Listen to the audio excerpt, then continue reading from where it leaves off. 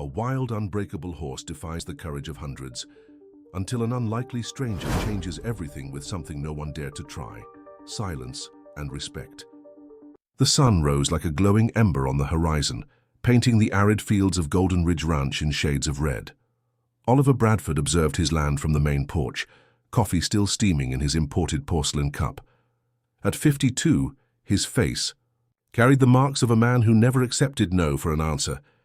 His small, penetrating eyes surveyed each visible acre, mentally counting the value of every fence, every head of cattle, every solitary tree that dared to grow on his property.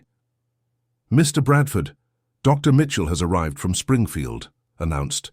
Joshua, the foreman, removing his leather hat with reverence, "Let him in. I'm anxious to see this miraculous horse." Oliver descended the porch steps with firm strides, his leather boots hitting the ground like hammers. He had invested a fortune in that animal, more than some ranchers in the region owned in assets. It wasn't just a purchase, it was a statement. Oliver Bradford could have anything he desired. The trailer stopped in front of the stables, raising a cloud of red dust.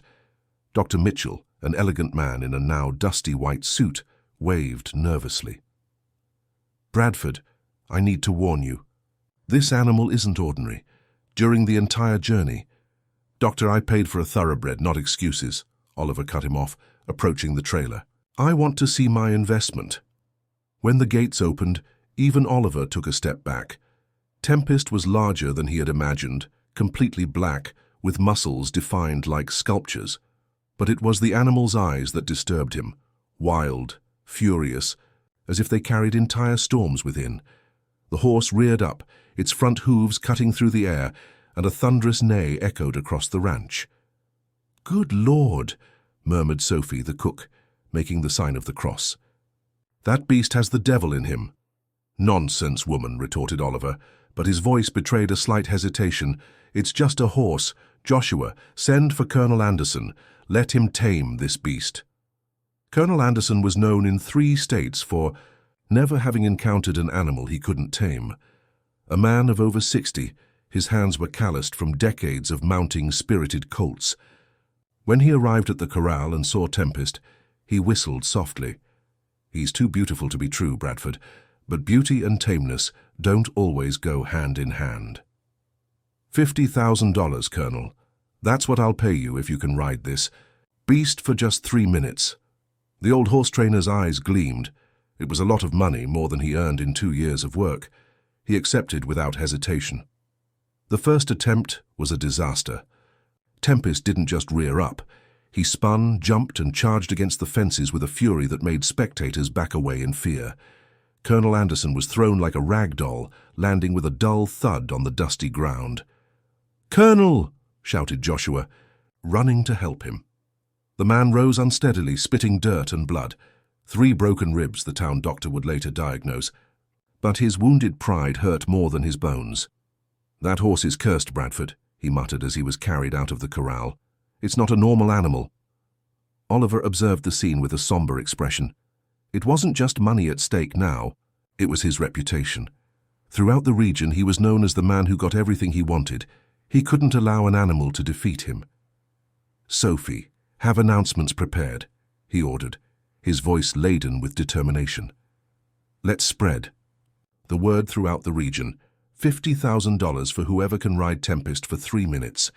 This horse will bend to my will, even if I have to bring trainers from across America." That night, Oliver remained on the porch until late, observing the corral illuminated by floodlights. Tempest walked from side to side, restless, as if he knew his freedom was being negotiated. The rancher raised his whiskey glass toward the animal in a silent and bitter toast. "You'll learn who's in charge here," he whispered into the darkness. "Everyone on this ranch learns sooner or later." The night wind of the plains carried his words across the fields, where they were lost among the crickets' songs and the distant mooing of cattle. But in the corral, Tempest raised his head as if he had heard the challenge, and his eyes gleamed in the half-light with the promise of a war that was just beginning. If this story interested you, don't forget to subscribe to our channel and hit like. Tell us what city you're watching from. We'll continue. A week later, Golden Ridge Ranch was buzzing like a cattle fair. Trucks, wagons, and horsemen arrived by dusty roads, attracted by the posters announcing Oliver Bradford's bet. $50,000 was a fortune that would change the life of any worker in the region. Sophie watched the movement from the kitchen window, shaking her head in disapproval. "This won't end well, Joshua," she commented to the foreman, who had just entered for coffee. "This business of tempting fate always demands its price." "The boss knows what he's doing, Miss Sophie," Joshua replied, but his voice lacked conviction. "He's never lost a bet in his life." Outside, Oliver circulated among the newcomers like a proud host. He wore his best white dress shirt and the felt hat he reserved for special occasions.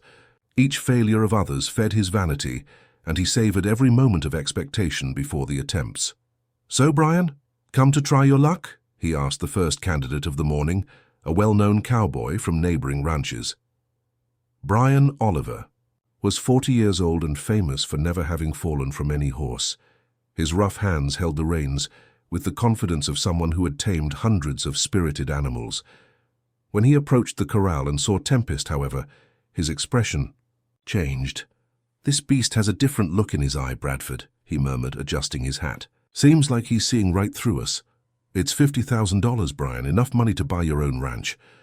The crowd gathered around the corral. Children climbed on fences for a better view, women whispered prayers, and men made side bets on how long the challenger would stay mounted. Brian entered the corral cautiously, rope in hand. Tempest observed him without moving, like a predator studying its prey. The silence was tense, broken only by the creaking of the wooden fences under the weight of spectators. "Come here, beautiful," whispered Brian, approaching slowly. "I won't hurt you." The moment he tried to place the saddle, Tempest exploded in fury. He spun on his hind legs and charged at the man with a violence that made the crowd gasp in shock. Brian managed to dodge by a hair's breadth, rolling on the dusty ground while the horse reared dangerously close to his head. "Get out of there, Brian!" someone shouted from the audience. The cowboy didn't need more warnings. He left the corral, faster than he'd entered, his face pale and hands trembling. The crowd was silent for a few seconds before exploding in comments.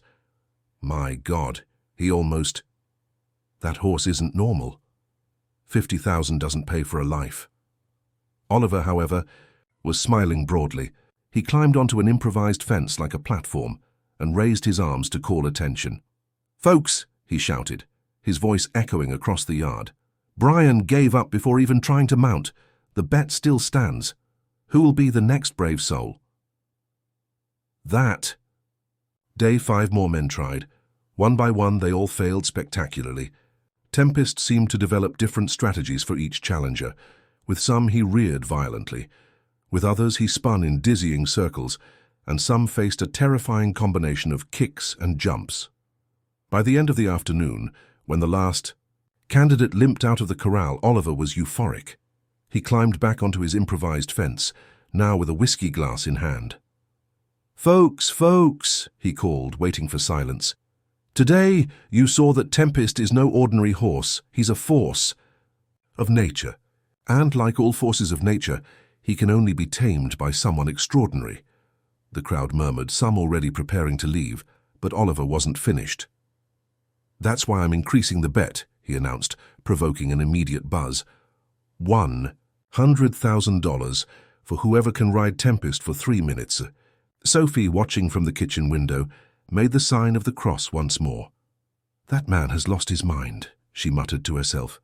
"Money doesn't bring back what pride destroys." But Oliver was intoxicated by the power he felt. Each failure of others made him feel more invincible, more superior. It was as if Tempest were an extension of his own strength, living proof that some things could only belong to men like him. That night, when the ranch finally quieted and the last visitors departed, Oliver remained in the corral observing his horse. Tempest grazed calmly, as if the day's events hadn't affected him at all. "You and I are alike," whispered Oliver to the animal. "We were born to command, not to obey. Tomorrow more men will come, and you'll defeat them as you defeated everyone today.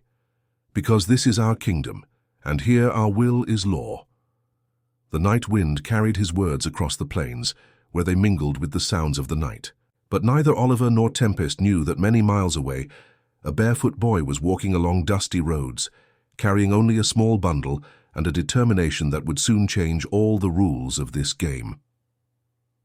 Morning arrived overcast, with a sky heavy with dark clouds that promised the first rain in weeks. Lucas walked along the dirt road leading to Golden Ridge Ranch, his bare feet leaving tracks in the red dust. The bundle tied to a stick swayed with the rhythm of his slow but determined steps. At 12 years old, Lucas carried in his eyes a maturity that didn't match his age. Orphaned since 8, he had learned to survive on the roads of the plains, sleeping wherever night caught him and eating when others' kindness allowed. But he had never lowered his head, never lost the dignity his mother valued so much. "Where are you heading, boy?" asked a drover passing by in a wagon. "To Mr. Bradford's ranch," replied Lucas without stopping. "The one with the wild horse? Boy, go back home, that's no joke. I've seen grown men leave there broken." Lucas just nodded politely and continued on his way. He had heard about the bet in the villages. He passed through. $100,000 was an amount that could change not just his life, but the lives of many people he had met on the roads, good people who had helped him when he needed it. The gates of Golden Ridge Ranch rose imposingly before him. 2 uniformed guards stood watch, observing him with curiosity and then with disdain when they noticed his tattered clothes and bare feet. "What do you want here, kid?" asked the older one, a grumpy man with a graying mustache. "I came for the horse bet," replied Lucas, his voice calm and firm. The guards looked at each other and burst into laughter. "Did you hear that, Nathan? The boy wants to ride Tempest," mocked the younger one. "Go away, kid. This isn't a place for games." "I'm not playing." Something in Lucas's tone made the men stop laughing.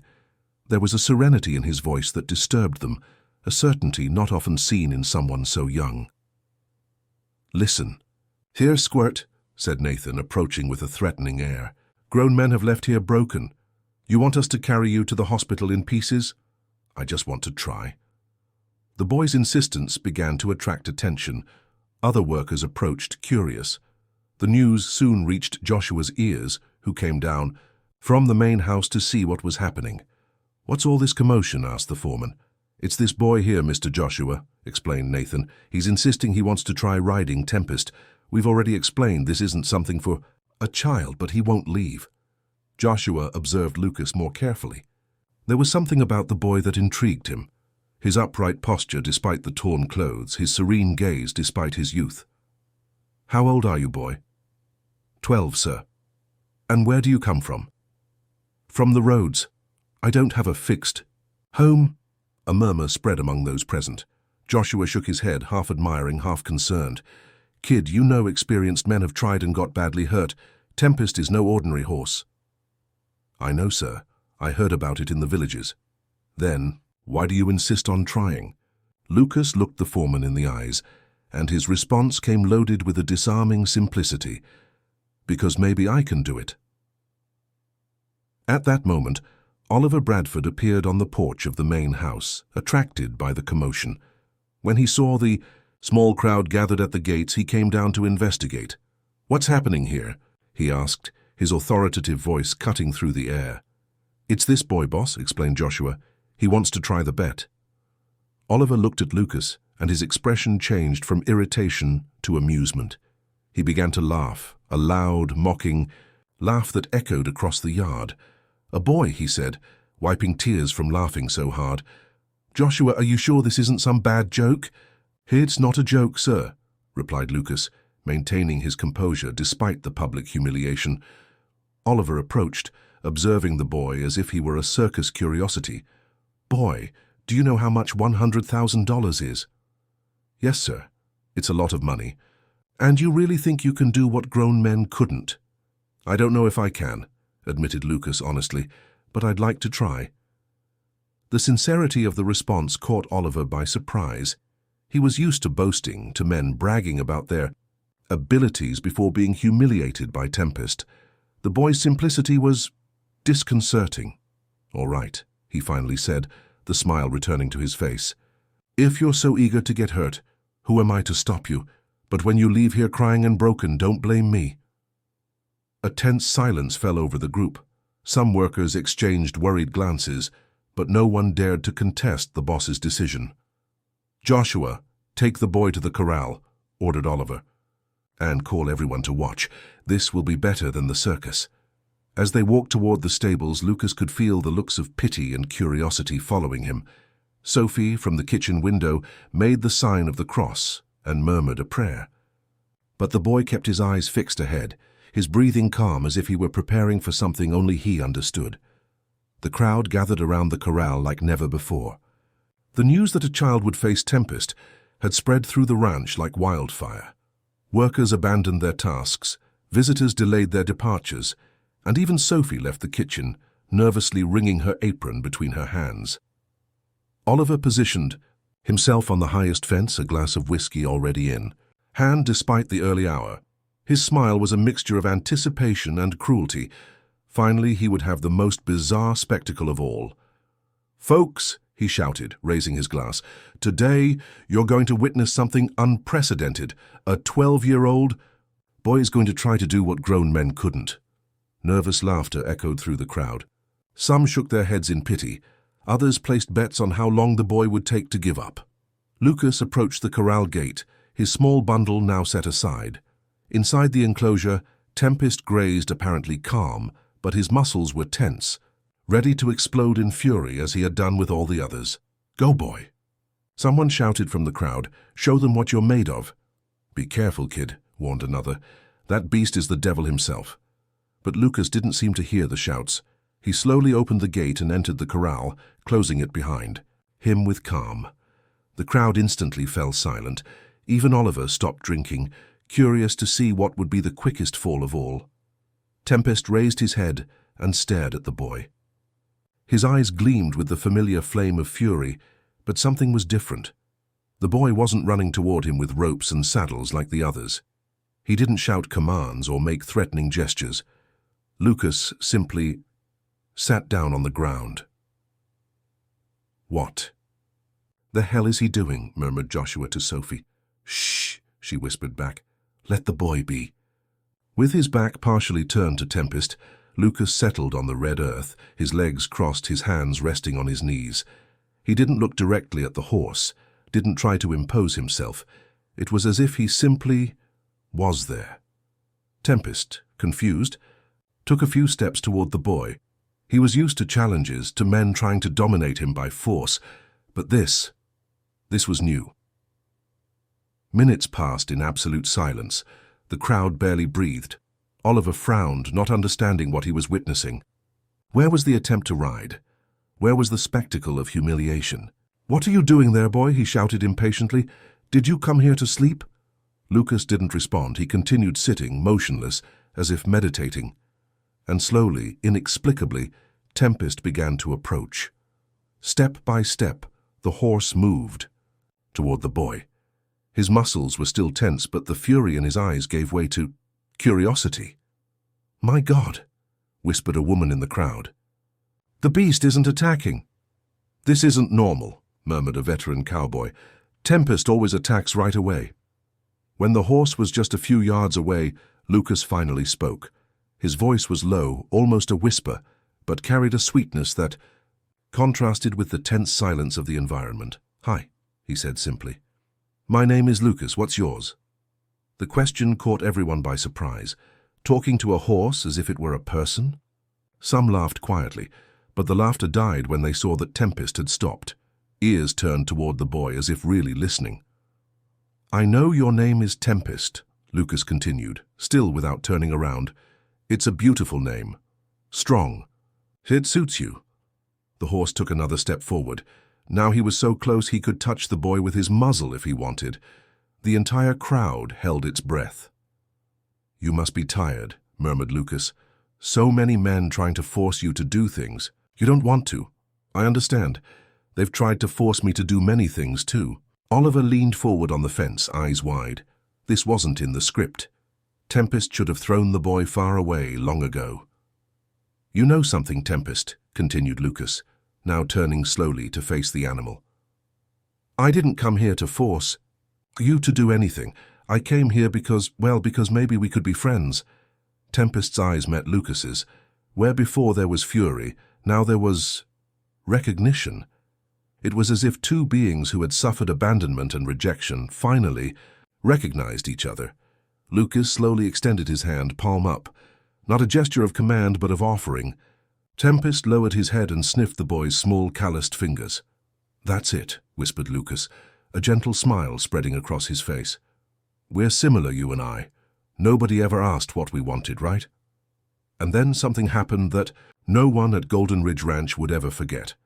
Tempest, the untamable horse that had terrorized dozens of experienced men, completely lowered his head and touched his muzzle to the orphan boy's chest. The silence was broken by a collective whisper of amazement. Oliver let his whiskey glass slip from his hands, shattering on the ground. Sophie began to cry without knowing why. Lucas gently caressed Tempest's neck, and for the first time in weeks, the horse closed his eyes in peace. If this story interested you, don't forget to subscribe to our channel and hit like. Tell us what city you're watching from, we'll continue. For long minutes, boy and horse remained in that silent communion that no one dared interrupt. Lucas continued stroking Tempest's neck, whispering words that only they could hear. The horse, in turn, seemed to have found something he had been searching for a long time, not submission, but understanding. Oliver broke the silence first, his harsh voice cutting through the air like a blade. "What kind of circus is this? The boy came here to ride the horse, not to pet it." Lucas raised his eyes to the rancher, keeping one hand on Tempest's neck. "Can I ride now?" he asked the horse, as if he really expected an answer. Tempest stared at him for a long moment, then took 2 steps back and slightly lowered his front legs, a gesture any horse expert would recognize as an invitation. The crowd murmured in astonishment. They had never seen anything like it. Lucas rose slowly, shaking the red dust from his worn clothes. He approached Tempest's side and placed his palms flat on the horse's back. The horse remained still, breathing calmly. "Without a saddle?" someone shouted from the crowd. "Boy, have you lost your mind?" "I don't need one," replied Lucas, raising his voice just enough to be heard. "He won't hurt me." With surprising agility, Lucas hoisted himself up and mounted Tempest. The horse didn't rear, didn't spin, didn't kick. He simply remained standing, as if waiting. "Ready," said Lucas, running his hands along the horse's neck. "Can we walk?" Tempest began to walk. He didn't run, didn't try to throw his rider. He walked around the corral with the dignity of a king, carrying the orphan boy as if he were the most precious of treasures. The crowd exploded in exclamations of disbelief. "That's impossible." The boy bewitched the beast. "Never seen anything like it." Oliver descended from the fence like a hurricane, his face red with fury and disbelief. "This is a fraud," he shouted, pointing at Lucas. "That boy is some kind of cheater. Nobody rides Tempest like that." "Stopwatch!" shouted Joshua, more lucid than his boss. "Is someone timing this?" 3 minutes, confirmed one of the cowboys, looking at his pocket watch. "The boy did it." But Lucas seemed in no hurry to dismount.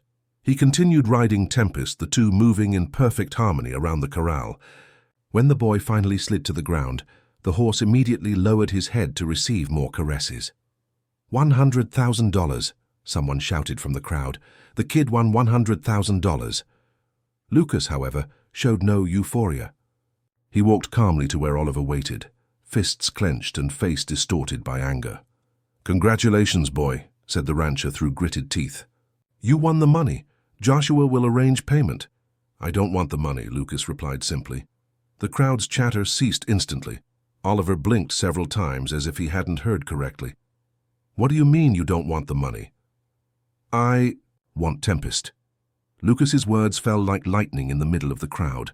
Murmurs of astonishment spread. Sophie covered her mouth with her hands. Joshua shook his head, foreseeing the storm approaching. Oliver remained silent for several seconds, processing what he had just heard. When he finally spoke, his voice came out low and dangerous.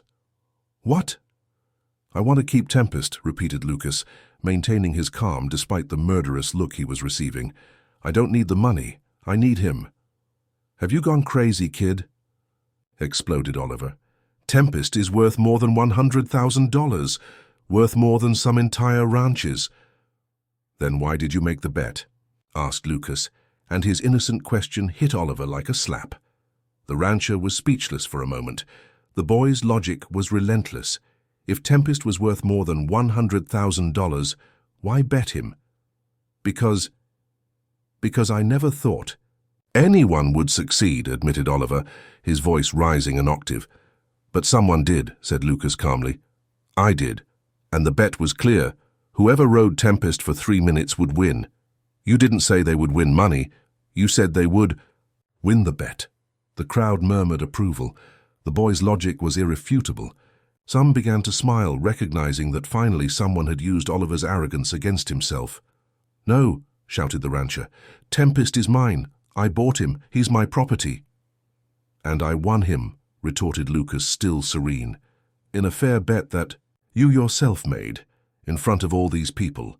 Oliver looked around, seeking support, but found only faces staring at him expectantly, some with sympathy for the boy, others merely curious to see how the situation would resolve. All right, he finally said, his voice full of venom. You want a bet? Let's make a real bet. Lucas tilted his head, waiting. Tempest stays with whoever he chooses, proposed Oliver, a cruel smile spreading across his face. You on one side of the corral, me on the other. Whoever he seeks out first keeps him forever. The crowd murmured, recognizing the danger of the proposal. Oliver had been Tempest's owner for weeks, had paid a fortune for him. Lucas was just an orphan boy who had just met the animal. I accept, said Lucas without hesitation. And so, without knowing it, Oliver Bradford had just made the most important bet of his life, a bet that would reveal not only who would keep Tempest, but what it truly meant to win someone's heart. The corral transformed into an arena charged with tension. The crowd pressed against the fences, everyone wanting the best view of the confrontation that would define not just Tempest's fate, but perhaps the future of the entire community. Oliver positioned himself at one end of the corral, hands on, his hips, chest puffed out in a show of authority that no longer convinced anyone. On the other side, Lucas remained calm, his arms hanging loosely at his sides, as if simply waiting for a friend. Folks, shouted Joshua, assuming the role of referee. The rules are simple. Each stays on his side, they call the horse, and whoever Tempest goes to first keeps him. Tempest stood in the center of the corral, watching the scene with his intelligent eyes. He seemed to understand that something important was happening, that a choice needed to be made. Start, announced Joshua. Oliver wasted no time.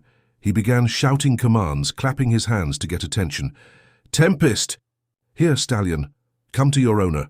I'm the one who feeds you, who takes care of you. His voice echoed across the corral, authoritative and demanding, as it had always been with everything in his life. He expected the horse to come running, recognizing the authority of the one who had paid for his possession. But Tempest merely turned his head toward Oliver, without moving. Lucas, on the other side, didn't shout. He didn't clap his hands or make desperate gestures. He simply extended his hand, palm up, and said in a voice that only Tempest could hear, Hi, friend. The choice is yours. The horse stared at the boy for a long moment. In the tense silence that followed, one could hear only the wind whispering through the fences and the accelerated heartbeats of everyone present. Tempest, shouted Oliver again, now with desperation in his voice. Come here. I am your owner. You belong to me. But the word belong seemed to have the opposite effect from what was desired. Tempest backed up a step, as if wounded by something invisible. Lucas, noticing the horse's reaction, whispered even more softly. Nobody belongs to anybody, right, Tempest? We're all free to choose where we want to be. And then, slowly, majestically, Tempest began to walk. The crowd held its breath. Each step of the horse echoed like a sentence being pronounced. Oliver stretched out his arms, certain that years of ownership would weigh more than a few minutes of affection. But Tempest passed by him without even looking. He walked straight to Lucas, lowered his head, and touched his muzzle to the boy's chest in exactly the same place as he had done minutes before. The silence that followed was deafening. Then, like a dam breaking, the crowd exploded in shouts of amazement, applause, and exclamations of disbelief. "I don't believe it. The horse chose the boy. This is a miracle." Oliver stood petrified, watching the scene as if he couldn't believe what his eyes were seeing. His horse, for which he had paid a fortune, in which he had invested his pride, had just publicly rejected him in front of dozens of people. "This isn't right," he muttered, his voice weak. "It's not right." Lucas stroked Tempest, whispering, words of gratitude that only they could hear. Then he raised his eyes to Oliver, and surprisingly there was compassion in his young gaze. "I'm sorry, Mr. Bradford," he said. "I know you must be upset." "Upset?" exploded Oliver, anger finally overcoming shock. "Upset? You just stole my horse in front of everyone." "I didn't steal anything," Lucas responded calmly. "You made a fair bet, and I accepted. Tempest made his choice." "Choice?" Oliver laughed bitterly. "Horses don't make choices. They're property.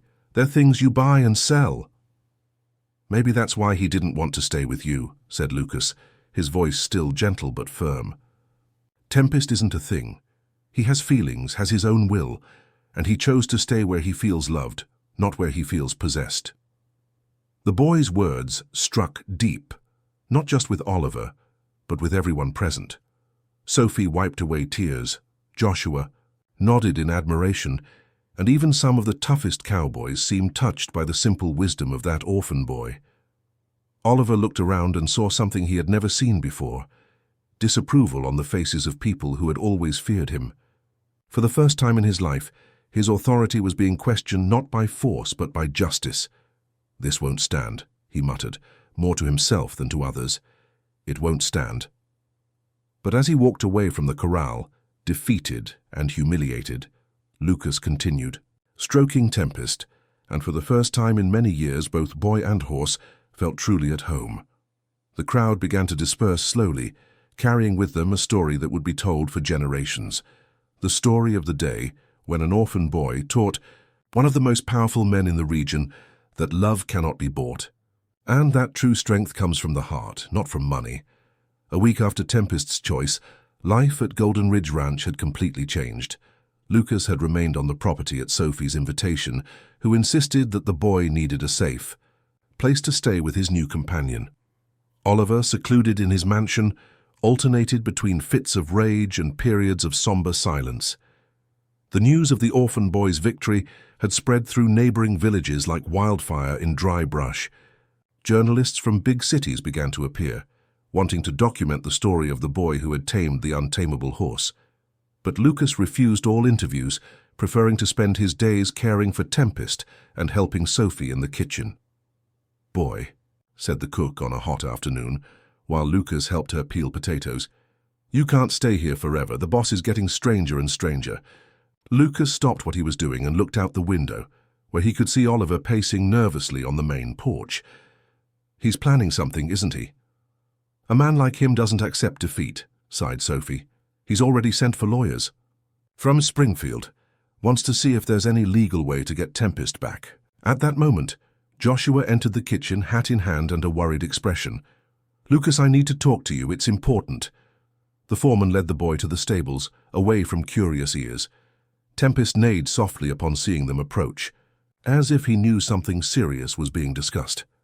"Kid, I'm going to tell you something that might change everything," Joshua began, his voice low.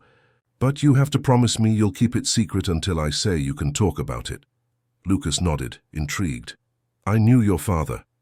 The words hit Lucas like lightning. The boy staggered, leaning against the stable fence. "My father, but... My mother said he left before I was born, that he never knew about me." "Your mother lied to protect you," said Joshua, his eyes watery. "Your father's name was Robert Miller.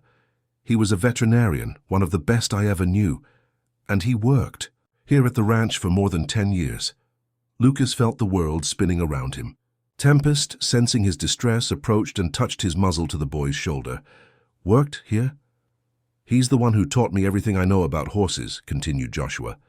"He was a good man, Lucas, very good. He had a special way. With animals just like you. What happened to him? Why did he leave? Joshua took a deep breath before continuing. Your father discovered that Oliver was mistreating the horses, forcing them with drugs for illegal races, hurting animals for pure pleasure. Robert couldn't stay silent. He confronted the boss. And then? Oliver fired him on the spot. But it wasn't just that. He used his influence to make sure Robert would never get work in the region again. Spread lies, said he was a thief, that he was no good. Lucas felt tears streaming down his face. The truth was more painful than ignorance. Your mother was pregnant at the time, continued Joshua. Robert had no choice. He had to leave, try to start life anew somewhere else. He sent money when he could, until when? Until 3 years ago. The letters stopped coming. I heard from an acquaintance that he passed away, work accident on a ranch in Montana. The silence that followed was broken only by Tempest's soft neighing, as if the horse were trying to console. Lucas, why are you telling me this now? Asked the boy, his voice choked. Because now I understand why Tempest chose you, said Joshua, placing his hand on Lucas's shoulder. You have the same gift your father had, the same ability to understand animals, to connect with them, and you have the same courage to face injustice. Lucas wiped away his tears and hugged Tempest's neck. Now everything made sense. His natural affinity with horses, his ability to calm them, the feeling that he understood Tempest better than anyone else. Joshua, can I ask you something? Sure, boy. Do you think my father would be proud of me? The foreman smiled, his own tears glistening in his eyes. Kid, your father would be more than proud. He would be radiant. You did something he always dreamed of doing. You showed Oliver Bradford that there are things more important than money and power. That night, Lucas remained in the stables until late, talking softly with Tempest about the father he never knew but whose legacy he carried in his blood. And as he stroked the horse's neck, a new determination grew in his heart. He didn't know it yet, but the revelation about his father was about to trigger events that would change not just his life, but the entire balance of power in the region. Because Oliver Bradford, upon discovering who that boy really was, the one who had publicly humiliated him, would understand that he was facing not just an orphan from the roads, but the son of the only man who had dared to defy him in the past. And this time, the revenge would be personal. The discovery of Lucas's true identity reached Oliver's ears through Joshua, who, in a courageous decision, decided to tell the boss everything. The rancher received the news in his office, surrounded by legal papers and contracts trying to find a loophole to recover Tempest. Robert Miller's son, murmured Oliver, his face paling. That damned veterinarian who tried to discredit me. Boss, the man just wanted to protect the animals, Joshua said bravely, and the boy isn't to blame for the problems you had with his father. Not to blame, exploded Oliver, punching the desk. That kid humiliated me in front of half the world, and now I discover he's the son of the only man who ever dared to defy me. This isn't coincidence, Joshua. It's destiny, a destiny that I'm going to correct. That same afternoon, hooded men tried to break into the stables to steal Tempest, but the attempt was thwarted by the ranch employees themselves, who had secretly organized to protect Lucas and his horse. Sophie, Joshua, and several cowboys surrounded the intruders, expelling them under threats of calling the police. News of the episode spread quickly through neighboring villages. For the first time in decades, someone was standing up to Oliver Bradford, and the community began to mobilize.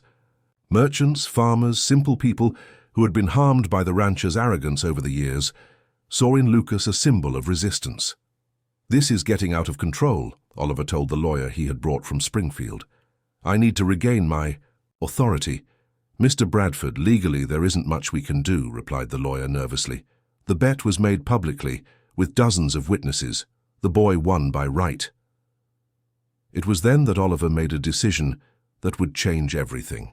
He called a public assembly in the main square of the nearest town, announcing that he would make a final proposal to resolve the situation. On the appointed afternoon, hundreds of people gathered in the small square.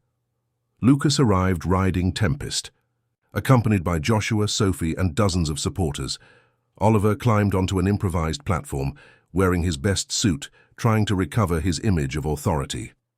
"Folks," he shouted, waiting for silence, "I come here to propose an honorable agreement to end this embarrassing situation." Murmurs spread through the crowd. Lucas remained mounted on Tempest, listening attentively. "I offer $200,000. "To the boy in exchange for Tempest," announced Oliver. "It's more than double the original bet. A sum that can change your life forever." The crowd reacted with astonishment. It was an impossible fortune to refuse. All eyes turned to Lucas, awaiting his response. The boy dismounted slowly, caressed Tempest, and climbed onto the platform to face Oliver. When he spoke, his voice was clear and firm, reaching everyone present. "Mr. Bradford, you still don't understand, do you?" "Understand what, boy?" "That Tempest wasn't for sale when he was worth 50,000. Wasn't when he was worth 100,000. And isn't now that he's worth 200,000. Everyone has a price, kid. No, sir, not everything in life can be bought with money." Lucas turned to the crowd, and when he spoke again, it was as if he were speaking for all those who had ever felt humiliated or oppressed. "My father, Robert Miller, worked at Mr. Bradford's ranch for more than 10 years. He was an honest man who loved animals and tried to protect them. That's why he was fired and persecuted. That's why he had to abandon his family and leave. That's why I never got to know him." The crowd fell silent, absorbing every word. "But my father left me something more valuable than money," continued Lucas. "He left me the ability to understand that respect isn't bought, it's earned, that love isn't forced, it's offered, and that dignity has no price." Oliver tried to interrupt, but the crowd prevented him with boos. "Tempest didn't choose me because I'm special," said Lucas, his voice choked with emotion. "He chose me because I was the only one who didn't try to force him to do anything, who treated him as a living being, not as property." The boy descended from the platform and remounted Tempest. When he spoke for the last time, his voice carried the wisdom of someone much older. "Mr. Bradford, you may have a lot of money, a lot of land, a lot of power, but you'll never have what Tempest and I have, the freedom to choose where we want, to be and who we want to stay with." And with those words, Lucas guided Tempest out of the square, followed by the emotional applause of the crowd and the admiring looks of people who had finally seen someone defend their values above profit. Oliver remained alone on the platform, surrounded by the awkward silence of someone who had just been defeated not by force or cunning, but by pure truth. Months later, Lucas and Tempest left the region, but not before leaving a legacy that would forever change how that community viewed power and justice. Sophie cried at the farewell. Joshua promised to take care of the memory of the boy's father, and even some of Oliver's employees resigned, inspired by the courage of that 12-year-old orphan. The story of the boy and the horse spread throughout the entire country, becoming a living legend. And wherever they went, Lucas and Tempest carried with them the most precious lesson of all, that true power doesn't come from the ability to dominate others, but from the courage to be true to one's own values, even when the whole world seems to be against you. Because in the end, love always conquers fear. Humility always overcomes arrogance, and the true winners are those who can touch hearts, not just break wills.